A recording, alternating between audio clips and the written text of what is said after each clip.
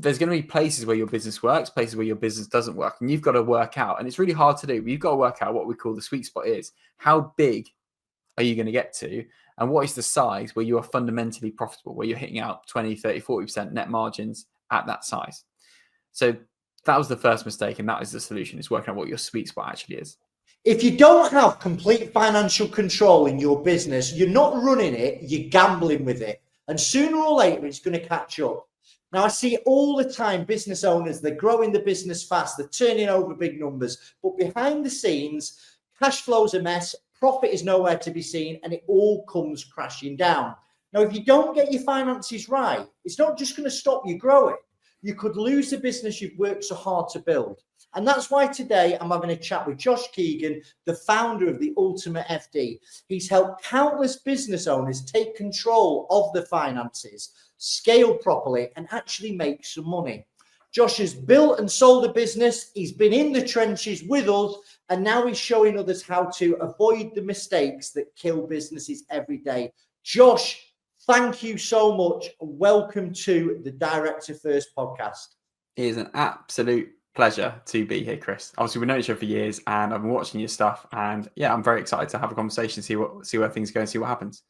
Brilliant. I think the first time that we met each other, we was both in the property world, and obviously I think we both still do a bit of property. I know you do, and you know I do if the deal's right. But could you sort of tell us a little bit about how the Ultimate FD come around? Because I think it's a fantastic story that people are going to enjoy. Yeah, absolutely. So I think it's quite easy to connect the dots looking back, isn't it, really? And I think the biggest thing to me is I left my career, I left my university, got my degree, and got a job as an accountant. And I did that for about 2.5 years, got my chartership, CGMA at the time. Realized, this wasn't, everything for me. I kind of realized that I wanted to push, and I was 24 when this happened. I kind of felt like I had a lot more to give than just a 9-to-5 job, and wanted to do something more challenging. And then I decided to buy houses. And then in buying houses, we started doing HMOs, which you'll know what that is, house multiple occupancy, which is basically just where you take a house and you turn it into from a residential house into 5, 6, 7 bedroom property and rent the individual rooms. And what was quite good is at the time, there were quite a lot of student HMOs, but very few professional HMOs, where you'd let them to professionals as opposed to groups of students. This is quite a growing trend, particularly in areas which are less kind of sought after. This is becoming quite a big thing. And we started doing that, and then we started managing those for other people that started doing that as well, because people wanted to do it and they wanted hands-free investment. This became a letting agency, and that letting agency started to scale. My business partner had all the knowledge. He unfortunately got very, very ill and very, very sick about a year in. So I had very little experience and had to kind of just take over the reins, really. It was one of those, called like a fork in the road, where it's like I had a choice of, just stepping up or stepping down, or basically stepping away. I thought I stepped up, took the reins, and I cracked on. And I don't really know what I was doing, but I knew that if I grew the business and kept bringing on landlords, that was going to be a good thing. And so I kept growing and growing and growing. And at the time, to grow one of these management companies, these professional management companies, was not actually too difficult. The market was very good. You remember the time, everyone was doing a HMO. You could walk down a street and go, that's becoming HMO, that's becoming HMO, that's becoming HMO. So we were just growing and scaling, and it was great. And as we were scaling, we were starting to bring in team members and grow the actual business. And I remember we had a period, and I think this was summer 2017. You can always go back on my social media. And we were at a certain size, and we got given the opportunity to take on multiple portfolios, and literally in 3 months, double the size of the business. So phenomenal, doubling the size of any business in 3 months is extremely exciting. And we thought once we did this, we were never going to have to worry ever again. This was the answer. This was the silver bullet. Financially, we were set for life.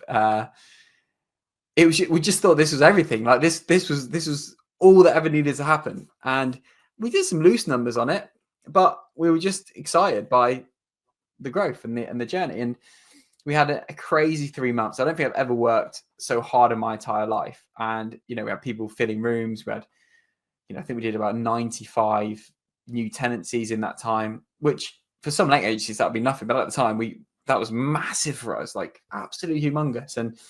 And we did this big campaign and it was phenomenal. And I remember being exhausted in the car, and we booked this retreat to kind of take everyone away. Absolutely exhausted. And then I asked for the numbers. So I asked my bookkeeper at the time to send the numbers through. And as a result of all that growth, we'd gone from making a modest profit to a loss. Yeah. I was so confused. I was like, this got to be a mistake because the revenue's gone up. But how have we then gone into a loss position? This doesn't make any sense. We've doubled in size. Like, what the hell is going on? And that was bad. And it was like, that was gutting. And we were like, that's a big blow, but maybe it'll sort itself out. And then a few months later, we then made some other decisions, which resulted in us uncovering the fact that we just started running out of money. Like we grew to a position and all of a sudden we just kept going to zero in the bank account. It's like, this doesn't make sense. And went to zero again in the bank account. Like, this doesn't make sense. We couldn't get to grasp as to what on earth was actually going on, because we thought we were a healthy business. And so my end, I was trying to solve this as a chartered accountant and try and work it all through and work out what was going on. And I literally couldn't. I was plowing in hours and trying to resolve it, trying to get my head around it. I just couldn't work it out. So I was like, well, if I can't work it out, who can? I was trying to find the people that could work it out. And it cost me about £60,000 of actual cash, paying the wrong people, paying overpaid FDs, underskilled bookkeepers, anyone I could find that said they could solve the problem. I would just throw money at them to tell me what was going on. Why were we running out of money? It took me £6,000 and took me about 18 months. And eventually I got the answer. And we found out we had a huge black hole in the business where basically we'd misaccounted for VAT and we'd accidentally spent our clients' money because we didn't realize that the business was sucking out cash and we didn't have separate client money controls and protection. And it was a mess and we'd really messed up. It was like literally 6 figures that we'd blown accidentally on spending the client money to scale the company and misaccounting our tax. So obviously that was a bit of a big kick in the teeth. But what was good is in having that scenario is I actually found the people, the solution, the systems, the framework to actually give me clarity on my numbers because I didn't have them before. And what I then used that clarity to do was then plan how we were going to get out of that black hole, how we're going to make the business more profitable, get out of the black hole. What was the plan? And over another 18 months, we got out of the black hole. We made the business very, very profitable. And then using the same system, we then managed to get this business to like 40% margin territory, making more money in that business than we ever imagined we would. And then we managed to use that as an opportunity to exit. And we actually exited that company at a really great multiple of profit and walk away from that at the end of 2021 with, heads held high. We scaled that business into a phenomenal place. So that's my journey. And really the ultimate FD, to go back to your question, came out of the fact that solution I put in place, I realized everyone needed. And I realized I thought that it was just me. I thought, this is embarrassing. I'm a chartered accountant. I've not got this right. But then I realized that I'm a chartered accountant and I really struggle to keep my eye on the numbers and do this while scaling a company. So what does an entrepreneur that's never studied accounts or understand what a bookkeeping is going to do? And I started to unpeel and get behind the scenes of multiple entrepreneurs' companies. And I was pretty amazed by what a mess a lot of these entrepreneurs are actually in as they're scaling their businesses. And I've just released, in fact, I've just recorded a podcast on my own channel.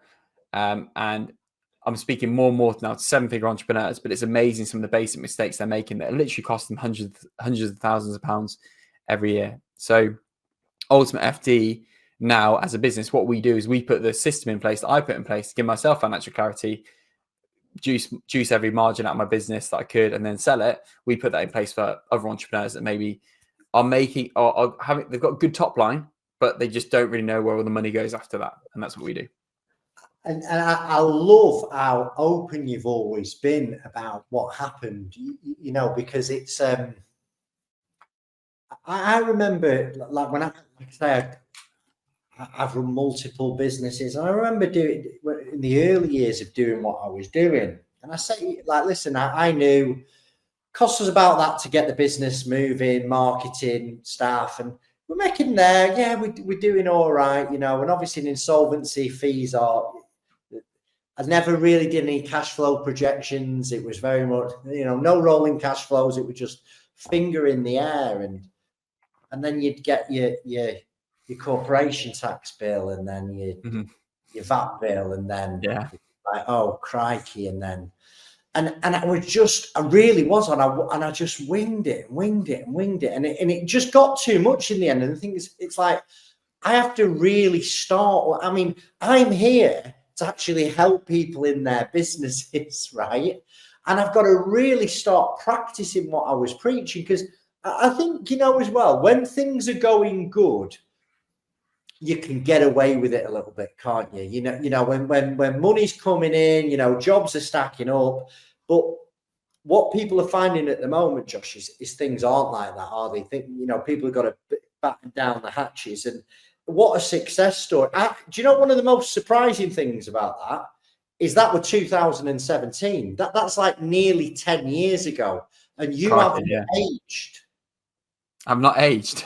I don't think so. You must be able to handle stress well. Maybe. I don't know. I was quite young when all that was going on, so I think I'm just fortunate to have started a bit earlier. Who knows?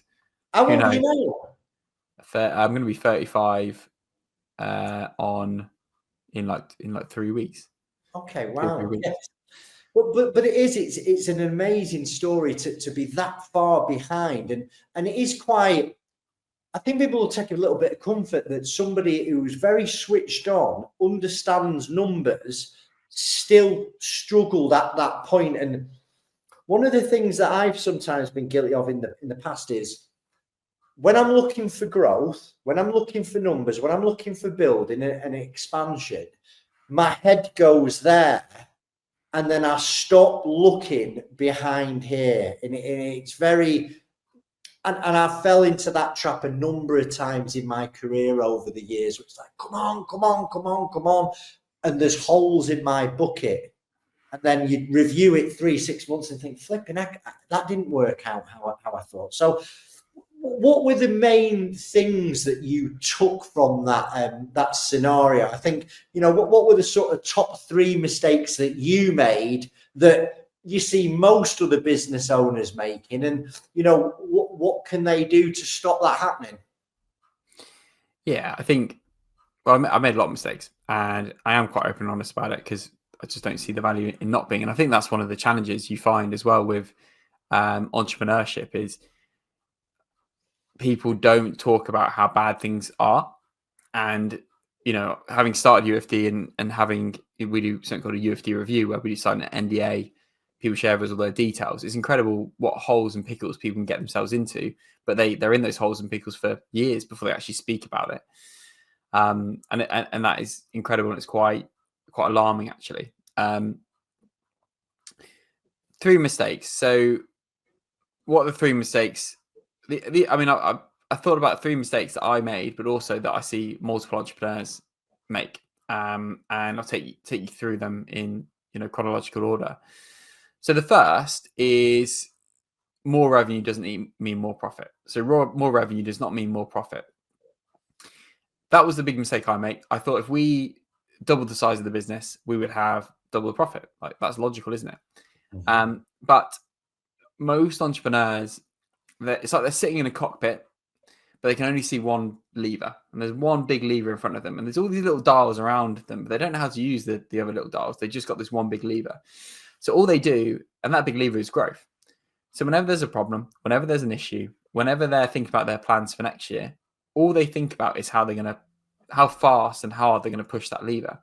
And you'll see this. Like if you go to a party and you see someone who's got a business, how's it all going? They go, oh yeah, we grew 20% last year. Or what's your plan for this year? Oh, we're going to double in size this year, or whatever. And it's all very much top line. It's all very much vanity. It's all very much the ego talking about how they're going to grow. And I think the big key difference or the big mistake is understanding that more revenue, if you grow your top line, it doesn't necessarily mean more profit. It means that you're going to grow your top line, of course, but it can often mean actually less profit. It can mean more stress, more time, less profit. And actually the business breaks as a result of the growth. So growth actually doesn't increase margins typically. Growth actually reduces your margins. So the biggest mistake is just focusing on that one lever. Like if your plan for this year is just I'm going to grow the business, and you think all your problems are going to be solved, then you're wrong. It's not going to work. There's a big difference between growth and profitable growth, and you need to make sure the growth you're going to do is actually profitable. And one of the things I'd say is every business has what we call a sweet spot. So every business gets to a certain size where it actually makes money, where actually it stays, operates, and actually makes money. And I was asked on a previous podcast, how were you? Because when I sold my last business, it was like cost me about 90 minutes a week. It was no time at all. It was making great margins, and it had a really great exit value. And I was asked, well, how were you kind of growing this business with 90 minutes a week and making all this money? And my answer was, I wasn't growing it. Of course, there was a bit of organic growth, but we got our recurring revenue to a point where I was like, well, if we just stay at this recurring revenue, the team can manage it well. We can offer great service. It makes all the margin I necessarily need. And everyone's happy. Everyone's winning. And that's where you get the exit value. So the key point is there's going to be places where your business works, places where your business doesn't work. And you've got to work out. And it's really hard to do. But you've got to work out what we call the sweet spot is. How big are you going to get to? And what is the size where you are fundamentally profitable, where you're hitting out 20, 30, 40% net margins at that size? So that was the first mistake, and that is the solution, is working out what your sweet spot actually is.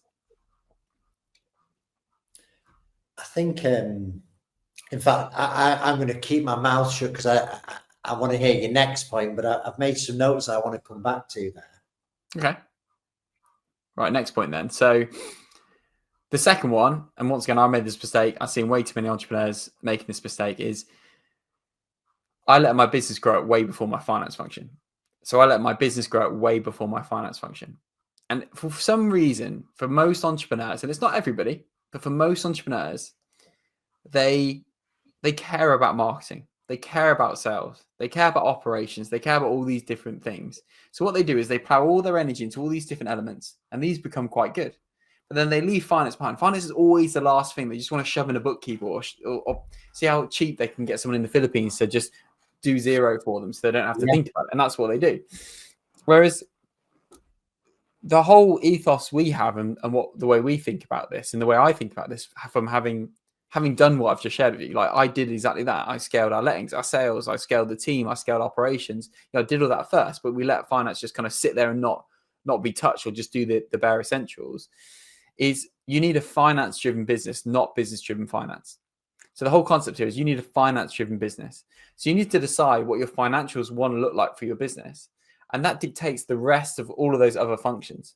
And the concept here is like, if you've ever had like a back injury before, so if you ever had like a spine injury or lower back injury on your lumbar or wherever it may be, everything else you do, like turning, sitting, standing, tying your shoelaces, like turning your neck to the right or the left, it hurts because everything is connected to that spine, that lower part of your lumbar. And that is very much what I've got this here, mate, for my back. I completely get what you're saying. Okay, cool. So if you think about that being your finance function, so all like your marketing could be your ribs, your HR could be your arms, your sales could be your head, whatever you want. But finance is the backbone that runs through all of those things. You can't have an effective sales department if you don't know how much you need to sell stuff for to make you profitable. You can't have a good HR department if you don't know what packages you're gonna pay people. You can't have a good marketing department if you don't know what your marketing budget is and what return on marketing is you need to get.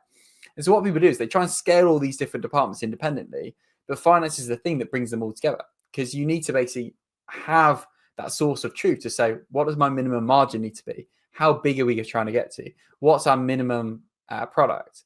And when you start having finance first, you actually invest in your finance function first.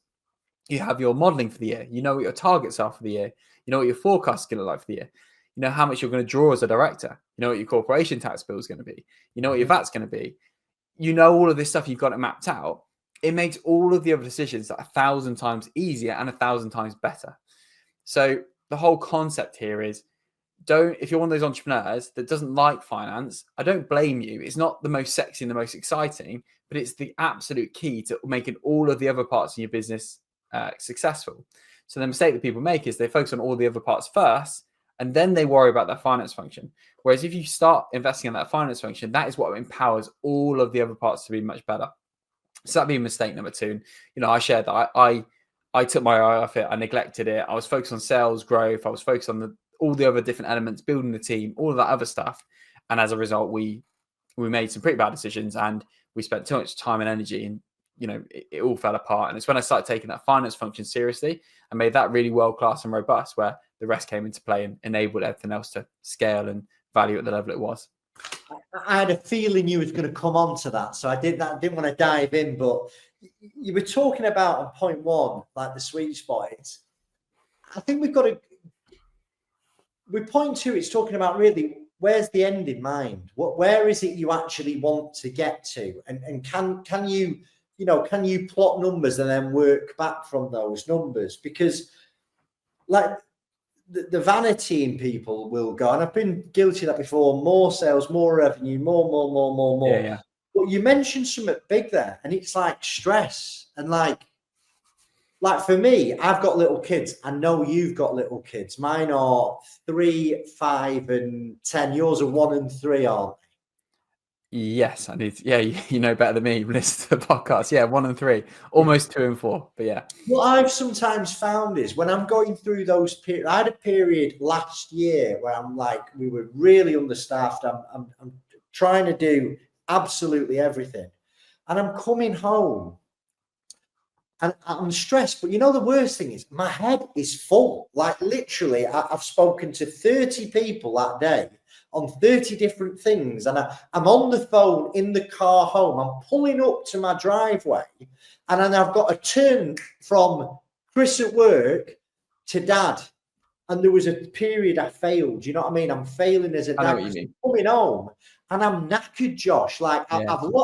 the best of me has been left in this office, and I'm coming home and I'm brain dead, and I can't talk to my missus. My missus wants to have a conversation with me, and I've nothing left at all. And then I sort of had to check myself and go, well, why do I do this? I do this fundamentally to give my family a good life, to give me a good life, so we can enjoy spending time together. And I had to really look at it and go, you know what? I don't need that. I really don't. It'd be nice, because we're trained, aren't we, that you've got to strive, think big. I remember I told somebody I want to be really comfortable with my family, and they sort of admonished me a little bit about it. It was thinking small, but there's got to be a bit of a balance, Josh. In that sweet spot, led by your finances, based on what you really want out of your life. We don't all have to be. Listen, we've got to be profitable, but we don't all have to be Donald Trump, do we?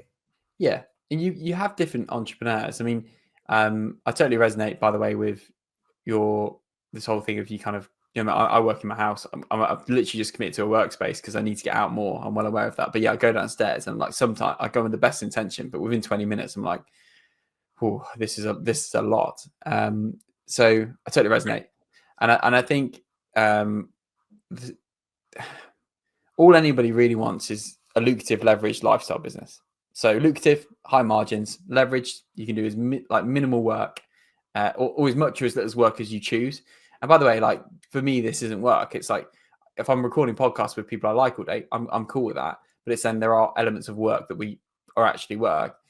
And it's lifestyle, it fits around your lifestyle. And there are specific entrepreneurs that really want to go the distance, and they want to keep going and going and going and going and going. And that's absolutely cool. But I think most people are happy when they achieve a very high margin business. And there seems to be a few sweet spots. One of them seems to be where people hit like around 500K of revenue at like a nice 40% margin. That's a really nice place to be. And most people don't really need much more than that. And then I see people hit more like £1 million sweet spot with around a 30 to 35% margin. And that's a really nice place to be. But you can run these businesses off 10, 12, 15 people at these levels. And that's not actually that many. That's actually very, very manageable. And the smaller you keep it, the less problems you have and the more fun you can have as a result.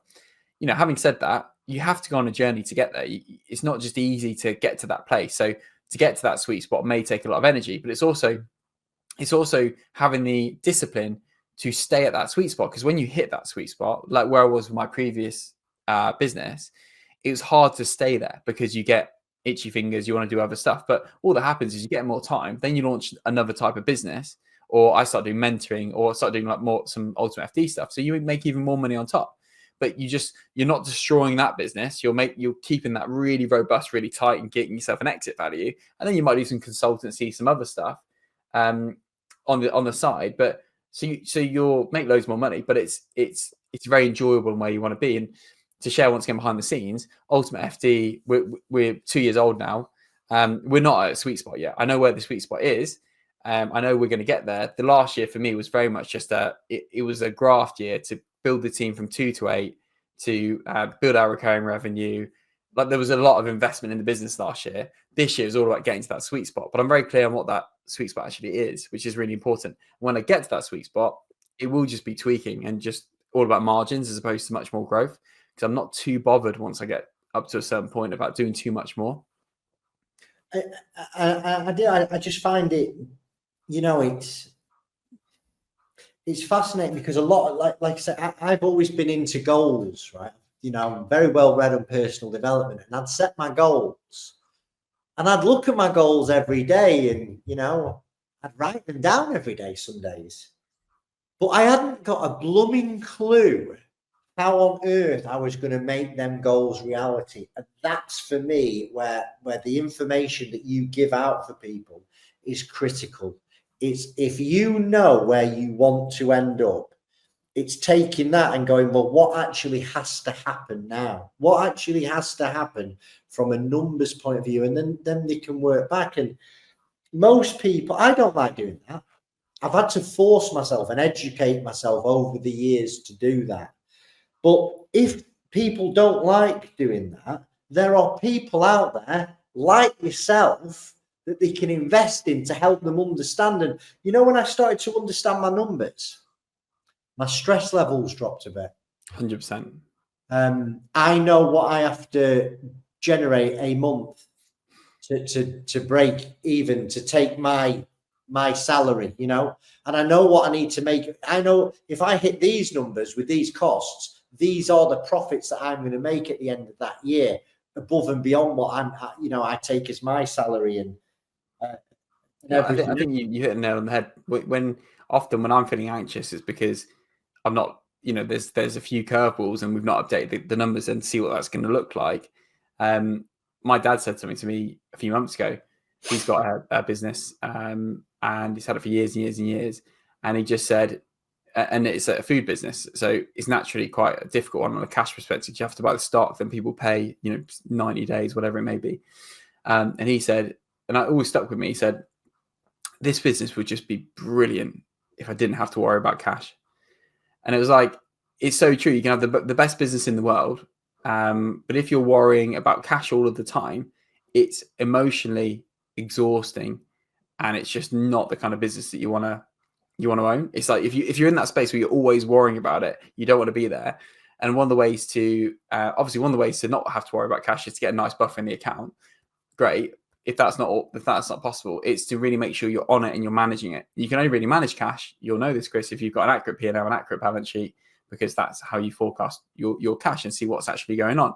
So it's like without that in place, you'll always be stressed. You'll always be making bad decisions, and you don't have a feedback loop. Kind of going off topic here, but one of the things entrepreneurs often lack is they don't actually have these numbers.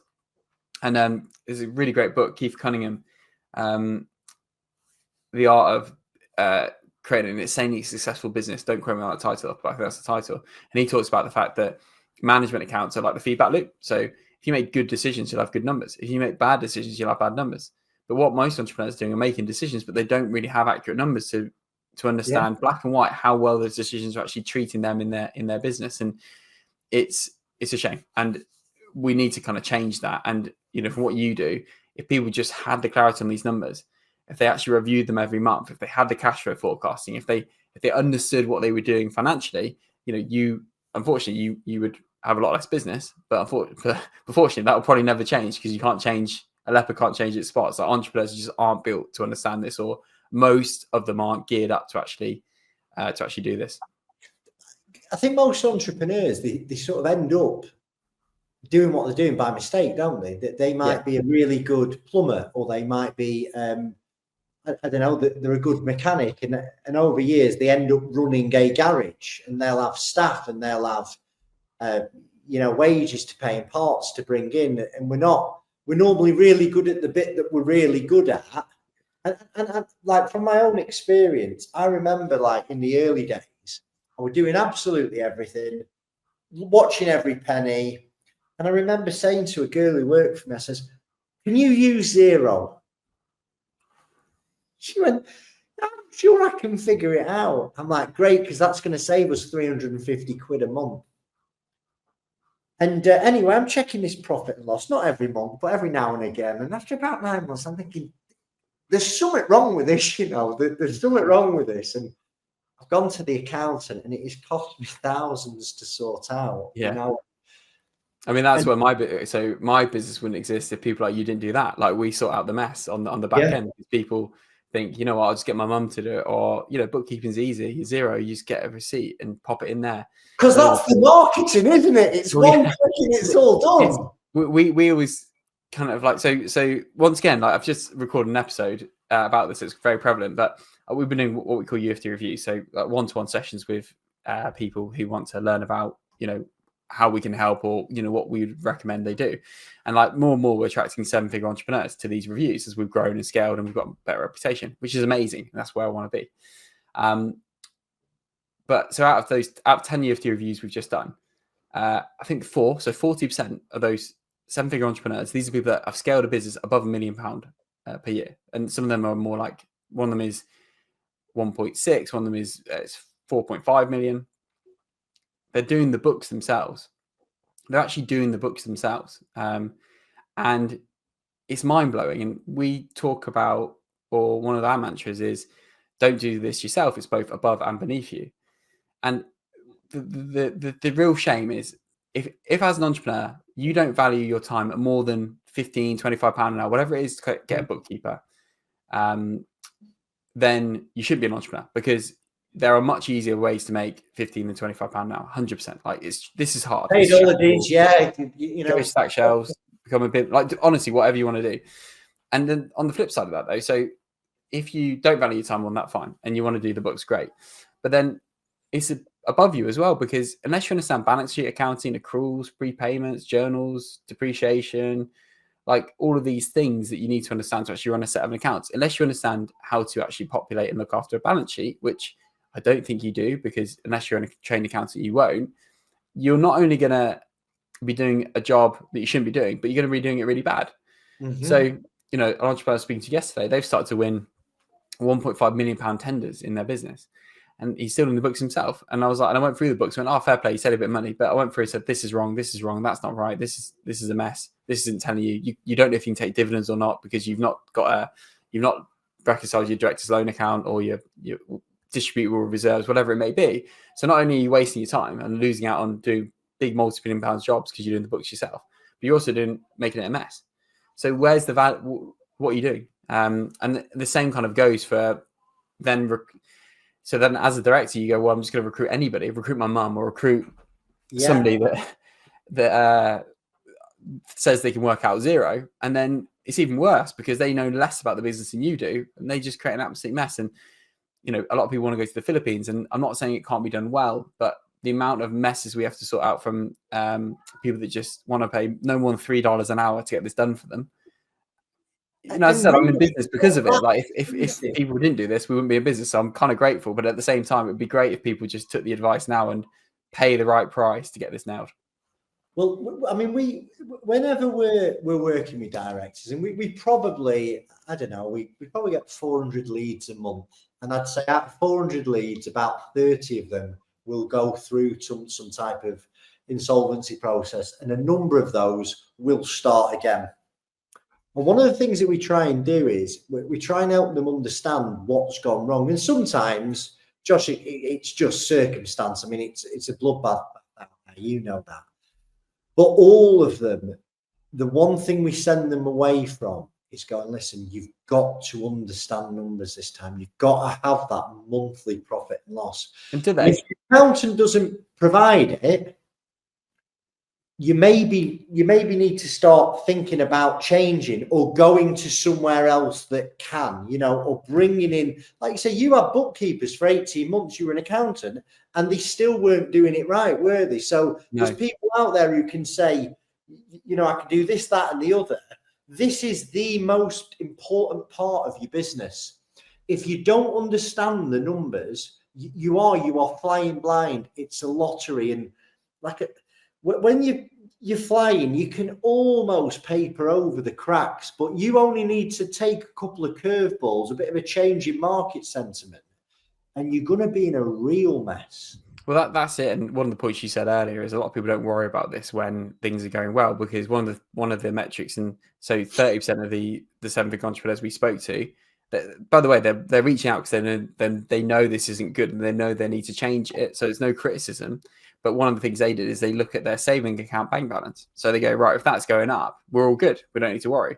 So, why have they reached out? It was because for years it was going up and all of a sudden it's going down, and then now they're worrying. But the whole point is an indicator, but your bank balance today could be very different to your bank balance tomorrow, and cash is not representative of profit. And really, to have a long-term sustainable business, you need profit, and that's one of the most important things you can have and you can create in your business. So yeah, we're definitely on the same page. And I'm interested to know, like, for those entrepreneurs that do have the business kind of go into the insolvency and then they start again, do they actually invest in this? Do they get it right? Or are they back at your door in another 4 years' time? You do have the odd person where it falls over again, but the vast majority of people, like the vast majority, we never hear of again. That's good. Because I think the last few years, listen, it's been tough out there. It's been absolutely brutal, and there doesn't seem to be much sign of good news coming forward either, in the foreseeable future. So I think people have been really hammered by circumstances. I'll tell you what, right? 2020 to 2022, the businesses that were going into insolvency were zombie companies. They just needed putting out of the misery. They should have never really have survived 2020, but the government, they took various loans and incentives that just let them limp on. What I'm seeing today, 2025, and this will be going out in February sometime. So the jobs I've got on my caseload at the moment, decent businesses 2 years ago had some wool on the back, they had some money in the bank. A lot of them were riding the economy in 2020 to late 22. Things were booming, weren't they? Despite of all the chaos, there was a lot of money out there, and people were using it to, extensions, holidays. There was a lot of work going on in the UK. People were flying. And what business owners have done is they've gone, right, to ride a wave, they need finance. They've looked in the wrong areas for finance, in my opinion, and they've gone with, I'm not going to name these lenders, but you will know who these lenders are. Yeah. They've put the debt on.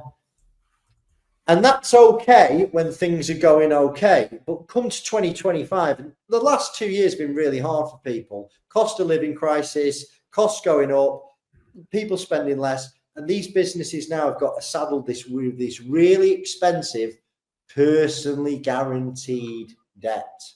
And that's what I'm seeing now, where they can't borrow the way out of this, and they've got to go through a process. Can they save the business, go through an administration? We're doing more CVAs at the moment, where you get all the debts into one pot, distribute it to creditors over 5 years. But you've seen people all the time now where the business model no longer works, so it's a liquidation, it's a full stop. And the worrying thing, and I think we've gone down the rabbit hole a little bit, but I enjoy them parts of the conversation. If you're looking at raising finance for your business, you've got to be careful you've got to be really blooming careful to be signing personally guaranteed debt. Yeah. It's in fact, got Josh, when it, and I know we're going off track all the time, all over the place here, but this is really important for people who are watching this. When it comes to raising finance, what are your thoughts? What should you do? What shouldn't you do? Yeah, it's a really good question. Like obviously I've raised a lot of finance in the past, but primarily through the property side of stuff. I very rarely apart from take cheap, bounce back loans and all that kind of stuff when there was the opportunity to do so. I've not really ever taken on money for a trading style business. Why? Well, so say if someone came to me and they said, we've got a cash hole here and we think we need to take on 50 grand from this lender and it's going to be a 9.8% or whatever it may be. The first thing I'd ask is go, okay, that's great. So generally cash is normally when anyone that's having a cash issue, generally the good thing about cash issues are it's a timing thing. So in the world of property, for example, it could just be that, right, I'm buying this property in April. I've got a refinance coming in March, but the refinance has been delayed till June, and now I need the money for April. So generally, it was always like a timing issue that you had to resolve, and you can often solve a lot of cash issues with just shifting payables and receivables around. And often you can, I'd say, like whenever I've been in a cash situation, I've normally solved it by just being really nice to my supplier and saying, look, I'm really sorry, can I pay you in a month, or can I pay you here, or is it okay if we do this? And if you communicate well with people and you always do what you say you're going to do and don't bury your head in the sand, which is a big mistake directors make, then generally I've always been able to work my way out of anything. But the fundamental is like it's a timing issue if the business model actually works. So yes. Like what is the ultimate way of like getting yourself out of a cash scenario? And how did I get myself out of my 6-figure cash scenario with my previous business? It was profit.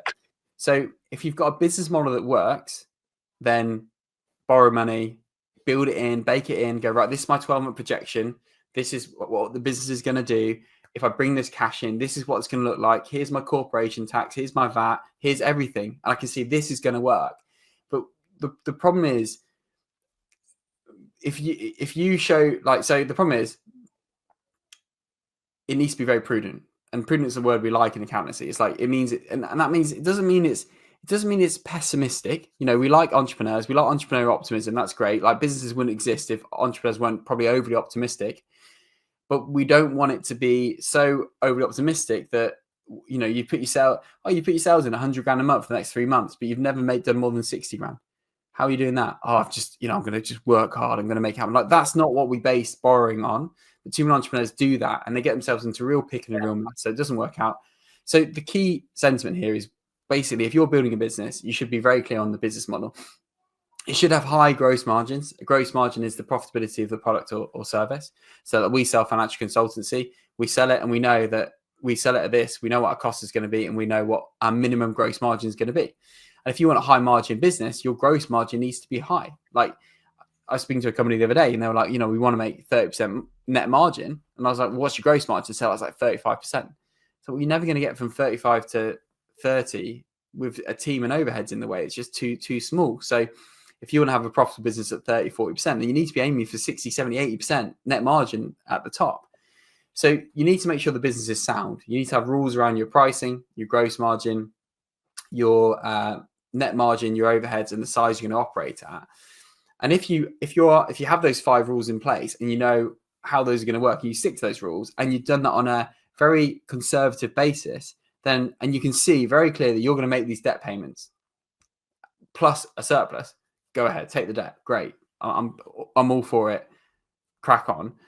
But I don't think most entrepreneurs do that. They take these debt payments to plug a hole. They are trying to catch a falling knife, and all they're doing is making the situation worse by adding another liability on top. So it feels good at the time. They get that, the weight's been lifted, 50 grand, great. Our problems are solved. But they've miscalculated what they need. They've not factored in all the corporation tax they're going to have to pay. And all of a sudden, 6 months later, they're back in the same boat, and they just keep doing it and doing it and doing it. And that's the real risk. So, and they don't know what's wrong. A lot of them, they don't know why am I in the mess? It's and it all boils down to the same thing, and it's point 2, isn't it? It's It's having financial literacy about what's going on. Yeah. Now, I am mindful of time with you, okay? And I'd love to get you back on another podcast or get you live in the studio in Preston. But we've only covered 2 of the 3 points, and I think we've probably been going for about 50 minutes. So, Well, should we do the third? Yeah, let's hit point 3, buddy. Thank you. So number 3, I need to remind myself.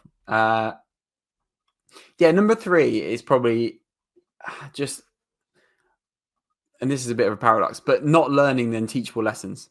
So not learning the unteachable lessons.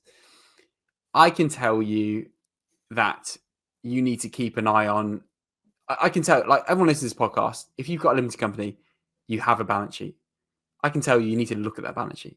And I can keep telling you that. But 80%, 90% probably won't do it.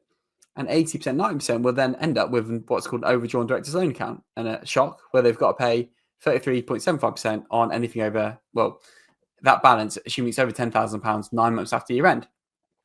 I'm guilty. I did it. I didn't understand what it was.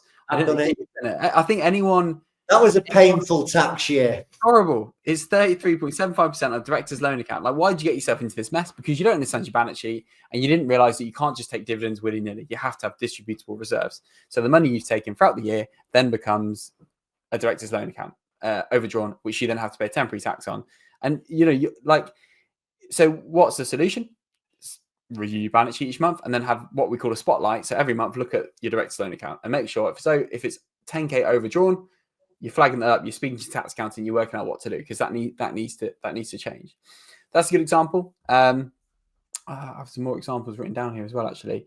So that's one unteachable lesson. It's like, I can tell you about your director's loan account. I can tell you it's a problem, but so few people actually do it and they've got to learn it themselves the hard way until it actually happens. Another unteachable lesson is bending the rules when it comes to tax. And like, I'm not saying don't bend the rules. I'm not saying don't get a good accountant that can help you play the game. Like, play the game. That's the operative term, isn't it? Play the game. But like, when something sounds too good to be true, it generally is. And the amount of time I see people take really unnecessary risks to save themselves small amounts of money, or they get caught up in a scheme. Like there's this whole legal for landlords and all this stuff that's going on at the moment where people were told they could incorporate their properties or go for an LLP to a limited company, and then they could offset all their stamp and all this kind of stuff. And now it's all getting unwound and investigated by HMRC. There's games to play and there's games not to play. And this is another unteachable lesson. Like, you will keep bending the rules. You'll keep putting stuff where you shouldn't. You'll keep paying your kid out your company when you shouldn't really do it, or whatever it may be, until HMRC investigate and you get told off and you get all this temporary tax. So like, I think just do things properly. And of course, when there's a good story, when you can play a game, definitely play a game, but please don't get caught out by it. And then I think those would be the main things. It's just, there are certain things that you're going to listen to Chris say, you'll listen to me say, and they're lessons which too many entrepreneurs have to learn themselves and get burnt by themselves before they actually learn them. And I'd rather you didn't, would be the answer. The biggest, the number one problem with insolvencies going wrong, and they do. Listen, there's some really good insolvency people out there, and there are some that you should run a mile from. But the biggest problem that a director will face, I mean, you've talked about the tax burden of an overdrawn director's loan account and you continue to trade.